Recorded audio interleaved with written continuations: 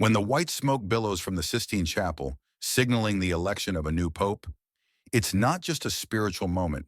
It marks the beginning of a profound strategic realignment within the Holy See.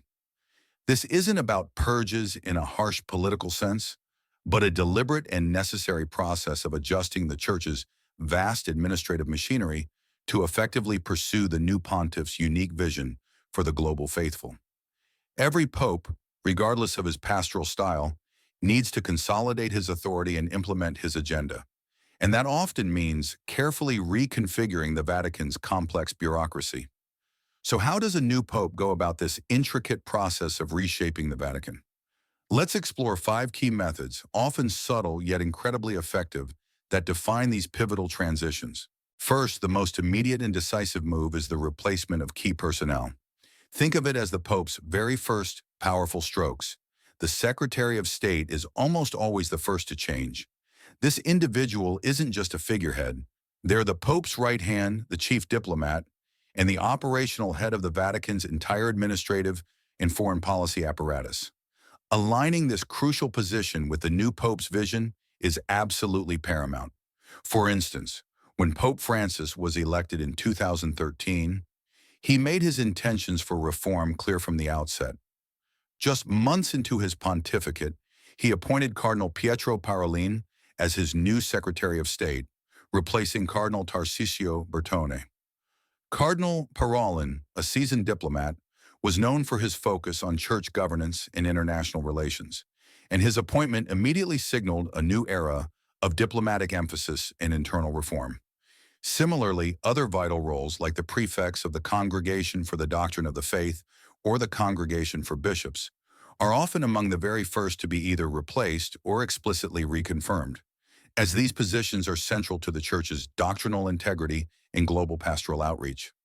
This initial wave of appointments sets the tone for the entire pontificate.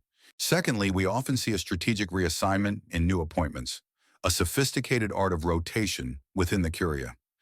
This method is used to optimize individual talents and ensure that key figures are in roles that best suit the new pope's priorities. Cardinals, archbishops, or other high-ranking officials who might have been perfectly suited for one role under a previous pope might be reassigned to a different position where their skills can be better utilized or where their perspectives align more closely with the new pontiff's vision. These reassignments can see them move to new dioceses, appointed to significant diplomatic missions abroad, or even given different responsibilities within other Vatican dicasteries. The goal is to strategically place the right people in the right roles, as defined by the new pope's specific agenda. A prime example of this can be seen across many pontificates, where the heads of various dicasteries, the Vatican's departments, are frequently rotated. Imagine a cardinal who previously held a powerful administrative role as a prefect in Rome. He might be reassigned to lead a major archdiocese in a bustling city, transitioning from a central administrative post to a more direct pastoral role. This strategic relocation allows the new pope to bring in individuals whose specific expertise and approach align more precisely with his reform efforts and strategic objectives, all while honoring the past service of those who are reassigned. It's about optimizing talent for the evolving needs of the Church. The third major approach is the outright restructuring of dicasteries and offices, a true structural reform of the Vatican. To streamline the bureaucracy and enhance overall efficiency, a new pope might decide to merge existing departments, separate others, or even establish entirely new ones within the Holy See. These changes are far more than just nominal adjustments. They redefine the functions, jurisdictions, and, by extension, the leadership positions within those specific bodies. This crucial step allows the Pope to create organizational structures that are specifically tailored to serve his particular pastoral and administrative goals, ensuring that the Church's vast resources are directed effectively. Pope Francis, for instance, has been particularly active in implementing significant structural reforms. One of his most notable creations was the Dicastery for Promoting Integral Human Development in 2016. This new consolidated dicastery brought together 4 previously separate pontifical councils: Justice and Peace, Cor Unum, Pastoral Care of Migrants and Itinerant People, and Healthcare Workers. This bold merger not only streamlined the bureaucracy, but also powerfully reflected his holistic vision of human development, placing the care for the poor, migrants, and the environment at the very forefront of the Church's social mission. Another significant move was the creation of the Secretariat for the Economy, a powerful new body designed to centralize and bring unprecedented transparency to the Holy See's financial operations, a clear sign of his commitment to accountability. Fourth, we often see the formation of new advisory bodies, signaling a renewal of consultation within the papacy. To gain fresh, diverse perspectives and ensure well-informed decision-making, a new pope frequently establishes special advisory councils or commissions. These bodies typically draw on the expertise of various individuals, including cardinals, bishops, priests, religious men and women, and crucially, lay individuals from around the world. This is an extremely effective way to bring in new voices and innovative viewpoints into the decision-making process, often bypassing older, perhaps less agile or more entrenched channels of advice. A prime example of this was when Pope Francis established the Council of Cardinals, informally known as the C9, immediately after his election. This council, comprising 9 cardinals from different continents, was tasked with advising him on the governance of the Universal Church and initiating a comprehensive review of the Apostolic Constitution on the Roman Curia.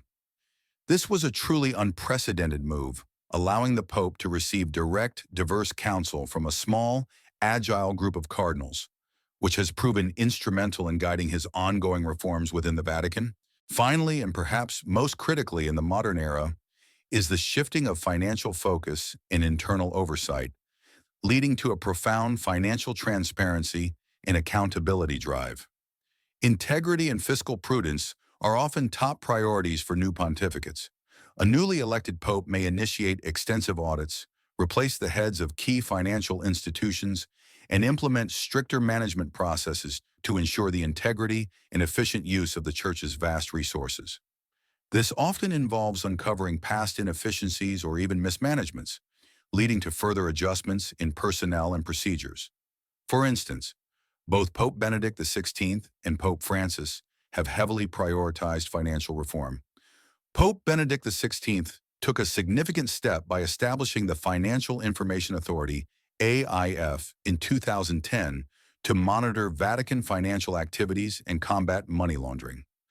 Pope Francis then dramatically strengthened and expanded the powers of this body. He also created the powerful Secretariat for the Economy and appointed a new Auditor General, embarking on a comprehensive overhaul of Vatican finances. These bold moves led to the replacement of several key figures in Vatican financial departments and the implementation of stricter international financial standards, all with the aim of achieving the highest levels of transparency and accountability in the Holy See's extensive economic operations. These 5 methods illustrate that restructuring the Vatican is a complex yet absolutely essential process for every new pope. It's how each pontiff leaves their unique mark on the Church, consolidates their spiritual and administrative leadership, and guides the faithful forward according to the vision they believe is best for the enduring mission of evangelization in our ever-changing world. It's a fascinating look at the strategic depth beneath the spiritual surface of the Holy See.